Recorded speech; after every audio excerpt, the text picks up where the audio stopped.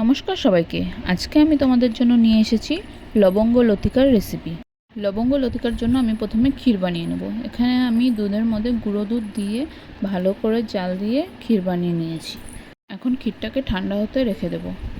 এটা ঠান্ডা হতে হতে আমি ময়দা মেখে নেব। এখানে আমি ময়দার মধ্যে সাদা তেল, অল্প পরিমাণে লবণ দিয়ে ভালো করে ময়ম দিয়ে উষ্ণ গরম জল দিয়ে মেখে নেব।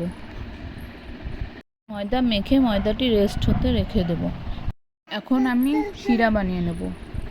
শিরার জন্য আমি 2 কাপ জলে 1 কাপ পরিমাণ চিনি দিয়ে একটু ঘন শিরা বানিয়ে নেব।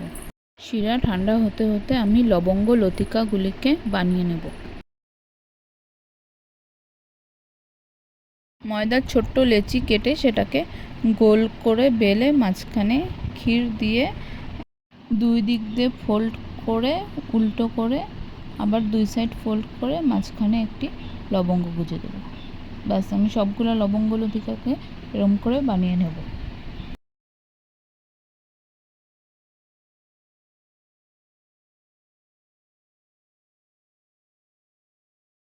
এখন আমি কড়াইয়ে তেল গরম করে তার মধ্যে লবঙ্গ লতিকাগুলোকে দিয়ে মিডিয়াম ফ্লেমে ভালো করে লাল হওয়া পর্যন্ত ভেজে তুলে নেব।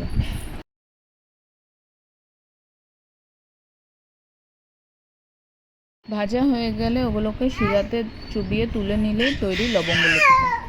ভিডিওতে ভয়েস দিতে গিয়ে অনেক ভুল হয়ে গিয়েছে, তার জন্য সরি। ভিডিওটি ভালো লেগে থাকলে লাইক, কমেন্ট, শেয়ার করে পাশে থাকবেন। ধন্যবাদ।